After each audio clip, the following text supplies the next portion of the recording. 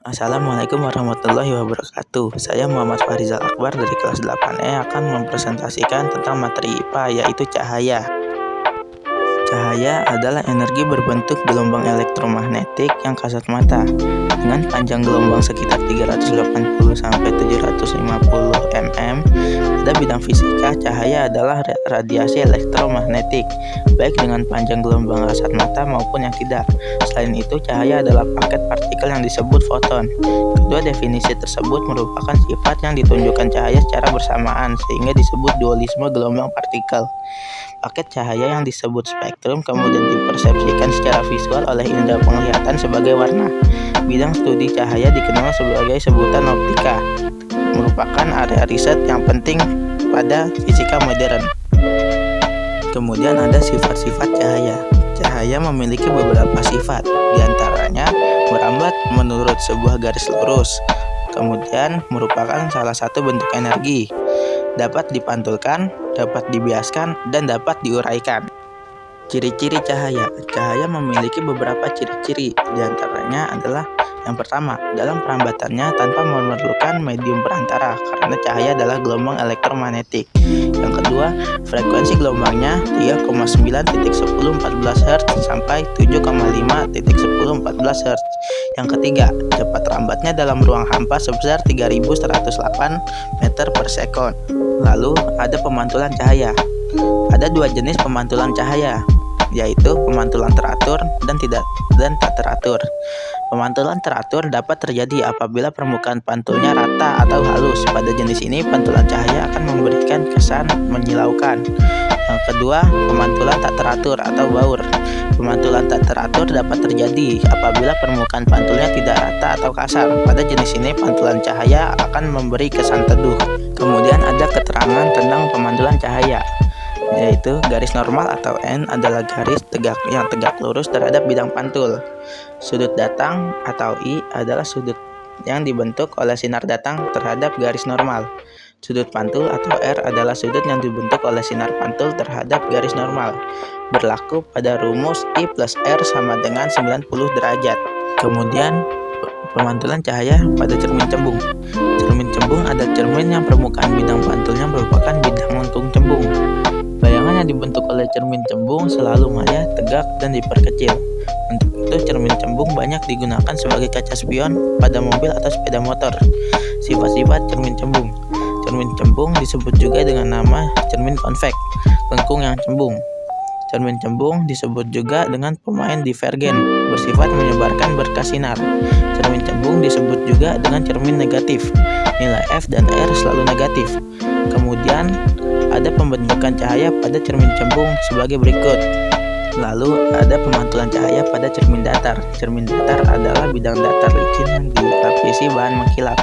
Secara umum, sifat-sifat bayangan pada cermin datar sebagai berikut, yaitu maya, tegak, menghadap, terbalik. Gunakan rumus di bawah ini untuk mencari panjang cermin, yaitu L sama dengan 1/2 kali H. Keterangannya, yaitu H kecil adalah tinggi benda, satuannya cm atau m. L besar adalah panjang cermin datar, satuannya cm atau m. Kemudian, jika ada sebuah benda diletakkan di depan dua cermin datar yang membentuk sudut tertentu, ternyata jumlah bayangan yang dihasilkan lebih dari satu dan jumlahnya ditentukan oleh besar sudut apitnya, yang secara geometris dapat ditemukan dari persamaan N sama dengan 360 per A-1 atau A sama dengan 360 per N plus 1. Keterangan, N adalah jumlah bayangan yang dihasilkan, A adalah sudut apit kedua cermin datar. Kemudian ada pemantulan cahaya pada cermin cekung. Cermin cekung adalah cermin yang permukaannya berbentuk lengkungan ke dalam. Berdasarkan gambar, beberapa istilah yang terdapat pada cermin cekung sebagai berikut. Titik M disebut titik pusat kelengkungan cermin. Titik O disebut titik pusat bidang cermin. Garis yang melalui titik O dan titik M disebut sumbu utama. Jarak OM disebut jari-jari kelengkungan cermin. Kemudian ada rumus-rumus pada cermin cekung. Pada slide ini terdapat 5 rumus cermin cekung yang ada pada materinya. Namun, pada rumus yang kelima itu sangat penting karena akan digunakan juga pada materi cermin cembung. Rumusnya adalah S sama dengan 1/M plus 1. dan S1 sama dengan M plus 1 kali F. Keterangan: S adalah jarak benda ke cermin, satuannya cm. S1 adalah jarak bayangan benda ke cermin, satuannya cm. F adalah jarak fokus cermin, satuannya cm. R adalah jari-jari kelengkungan cermin, satuannya 1 cm. M adalah perbesaran bayangan yang terjadi. H adalah tinggi benda, satuannya cm. S1 tinggi bayangan yang terjadi, satuannya cm. Jika S1 lebih besar dari kosong, bayangannya bersifat nyata. Apabila S1 lebih kecil daripada kosong, bayangannya bersifat maya. Jika M lebih besar dari 1, bayangannya diperbesar. Kemudian ada perbedaan bayangan nyata dan maya. Bayangan nyata: 1. Di depan cermin. 2. Dapat ditangkap layar. 3. Merupakan potongan sinar pantul. 4. Tandanya positif. Jika bayangan maya: 1. Di belakang cermin. 2. Tidak dapat ditangkap layar.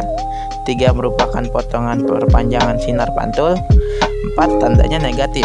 Kemudian ada pembiasan cahaya. Pada materi pembiasan cahaya, rumus yang digunakan adalah N sama dengan V per T. Keterangannya: N sama dengan merupakan indeks bias medium. C sama dengan cepat rambat cahaya 3 kali 108 meter per sekon. V adalah cepat rambat cahaya dalam medium, satuannya meter per sekon. Pertama, lensa cembung. Lensa cembung sering disebut lensa konveks atau lensa positif. Berikut adalah jenis-jenis lensa cembung berdasarkan bentuk lengkung permukaannya. Lensa bikonveks adalah lensa yang memiliki 2 permukaan cembung. Lensa plan konveks adalah lensa yang memiliki 1 permukaan cembung dan 1 permukaan datar. Lensa konveks konkav adalah lensa yang memiliki 1 permukaan cembung dan 1 permukaan cekung.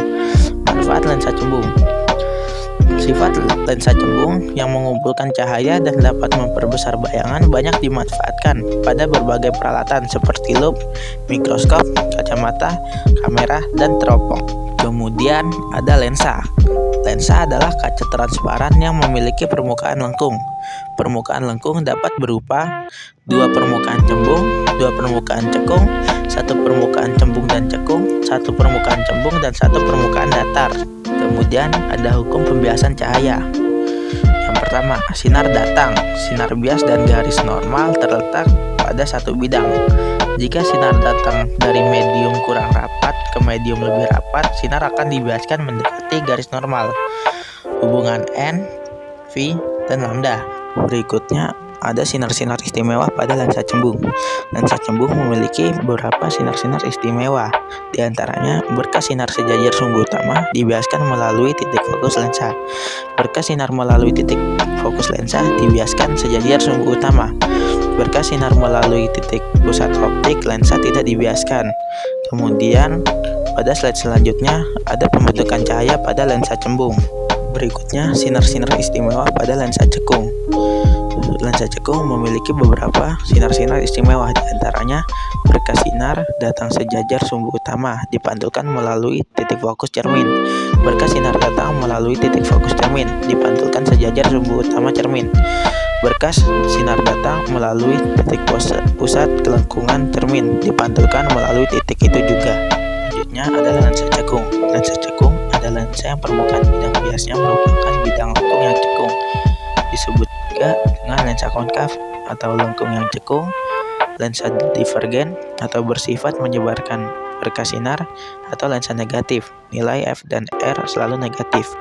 Ada 3 macam lensa cekung. Yang pertama, lensa cekung rangkap atau bikonkav, lensa cekung datar plan konkav, dan lensa cekung cembung atau konveks konkav. Rumus-rumus yang berlaku pada lensa cekung juga berlaku pada lensa cembung. Begitu juga hukum penjumlahan ruang yang menghasilkan sifat bayangan yang sama. Pada lensa cembung, F dan R selalu bernilai positif. Baiklah, sekian presentasi dari saya. Maaf jika ada salah kata.